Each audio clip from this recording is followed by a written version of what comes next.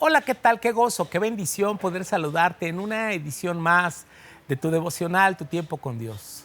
Reciban un cordial saludo nuestros hermanos en cada nación, en cada ciudad donde nos escuchan, donde nos siguen. De verdad nos sentimos muy honrados, muy privilegiados de tener tantos y tantos hermanos a la distancia. Que Dios nos permita un día poder saludarnos personalmente y agradecer a Dios por esta oportunidad. Que la palabra siga obrando en tu vida y en tu corazón. Acompáñanos en la escritura que corresponde en el libro de los Hechos, capítulo 21, versículos 27 al 40, aprovechando la injusticia para evangelizar. Pero cuando estaban para cumplirse los 7 días, unos judíos de Asia, al verle en el templo, alborotaron a toda la multitud y le echaron mano, dando voces: varones israelitas, ayudad. Este es el hombre que por todas partes enseña a todos contra el pueblo la ley y este lugar, y además de esto ha metido a griegos en el templo y ha profanado este santo lugar. Porque antes habían visto con él en la ciudad a Trófimo de Éfeso, a quien pensaban que Pablo había metido en el templo. Así que toda la ciudad se conmovió y se agolpó el pueblo. Y apoderándose de Pablo, le arrastraron fuera del templo e inmediatamente cerraron las puertas. Y procurando ellos matarle, se le avisó al tribuno de la compañía que toda la ciudad de Jerusalén estaba alborotada. Este, tomando luego soldados, centuriones, corrió a ellos, y cuando ellos vieron al tribuno y a los soldados, dejaron de golpear a Pablo. Entonces, llegando el tribuno, le prendió y le mandó atar con 2 cadenas y preguntó quién era y qué había hecho. Pero entre la multitud unos gritaban una cosa y otros otra, y como no podía entender nada de cierto a causa del alboroto, le mandó llevar a la fortaleza. Al llegar a las gradas, aconteció que era llevado en peso por los soldados a causa de la violencia de la multitud, porque la muchedumbre del pueblo venía detrás gritando: muera. Cuando comenzaron a meter a Pablo en la fortaleza, dijo el tribuno: ¿se me permite decir algo? Y él dijo: ¿sabes griego? ¿No eres tú el egipcio que levantó una sedición antes de estos días y sacó al desierto los 4,000 sicarios? Entonces dijo Pablo: yo de cierto soy hombre judío de Tarso, ciudadano de una ciudad no insignificante de Cilicia, pero te ruego que me permitas hablar al pueblo. Y cuando él se lo permitió, Pablo, estando en pie en las gradas, hizo señal con la mano al pueblo y, hecho gran silencio, habló en lengua hebrea diciendo: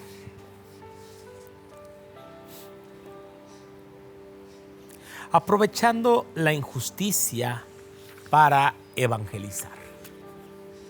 Recordemos, es la fiesta de Pentecostés. Es la segunda fiesta más importante para los judíos después de la Pascua. De hecho, se celebraba 50 días después. Había judíos que pasaban toda esa temporada ahí.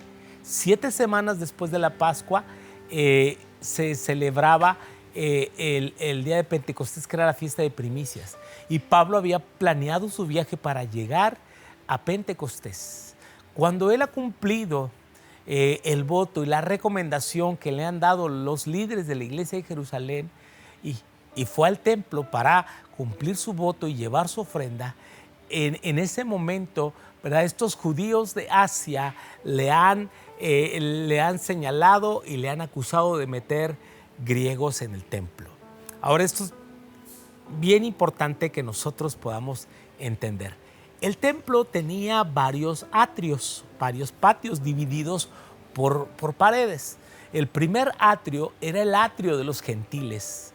Se cree que era el atrio donde Jesús expulsó a los cambistas, a los vendedores de animales y palomas y ovejas. De ahí Jesús purificó el templo. Esa zona era el área donde Dios había pensado en los gentiles para que los gentiles de todas las naciones pudieran venir a adorar.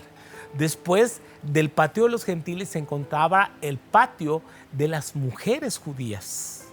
Y después del patio de las mujeres judías o el atrio de las mujeres judías se encontraba el atrio de los varones judíos.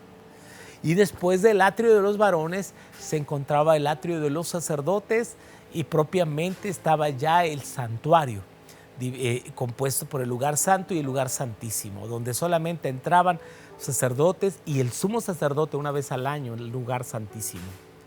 Así que estos judíos de Asia, particularmente de Éfeso, donde ya se había creado un alboroto, ellos acusan a Pablo de introducir a griegos en el templo, porque había visto a Trófimo andar con Pablo en la ciudad. Sin embargo, Pablo no ha cometido tal agravio a los judíos. Ellos están acusando a Pablo que él enseña por todo el mundo, perturbando a los judíos a no guardar la ley y hablar acerca del santo lugar, refiriéndose al templo, y por eso ha profanado el templo, metido a griegos no circuncidados en el templo. Esto era una falta digna de muerte y es lo que pretenden estos judíos y es lo que pretende el enemigo con esta violencia con que agitaron a esa turba, a esa multitud. Están en el centro, en la cuna del judaísmo, en el lugar más sagrado para ellos. No es una sinagoga, es el templo de Jerusalén, y ahora con gran violencia están golpeándolo y están procurando quitarle la vida. Así que cuando es golpeado por sus compatriotas, ¿verdad? Llega es avisado a las autoridades, y así que varios centuriones, significa que cientos de soldados llegaron para disolver la turba y el tribuno liberar a Pablo, que literalmente en peso le llevaban para meterle en la fortaleza, ¿sí? El nombre de este comandante más tarde es revelado que era Claudio Lisias, quien juzgaría el papel más importante en los acontecimientos posteriores. Los soldados romanos llevaron a Pablo encadenado, seguido por una multitud que pide su muerte a gritos. Esta escena nos recuerda cómo la multitud clamó la crucifixión de Jesús. Así que Pablo le habla al comandante en griego. Esto lo dejó perplejo al comandante, cuando en aquella época solo los que eran muy letrados y preparados hablaban dicho idioma.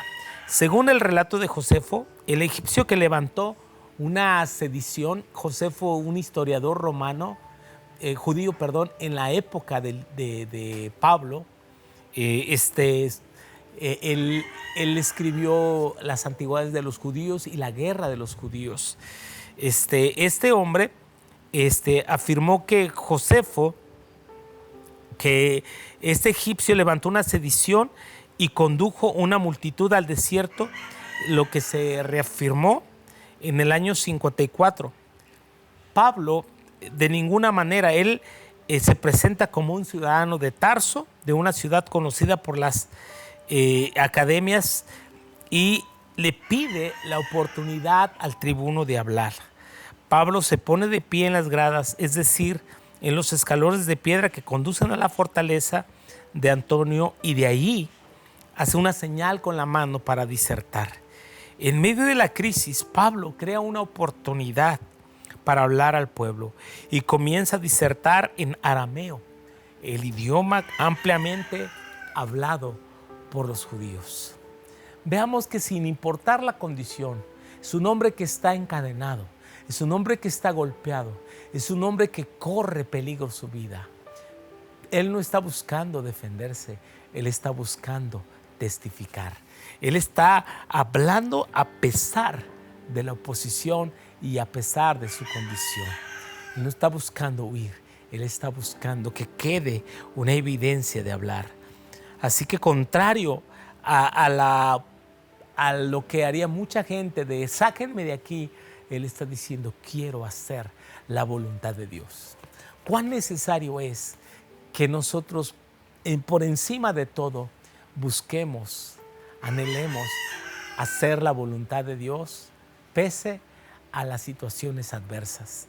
No importa qué estés viviendo, procura siempre honrar a Dios en su vida, en tu casa. Dios estará contigo. Y si para los propósitos de Dios, si vas a tener que sufrir, padecer, a Él sea toda la gloria, a Él sea todo el honor, en el nombre de Jesús. Bendiciones.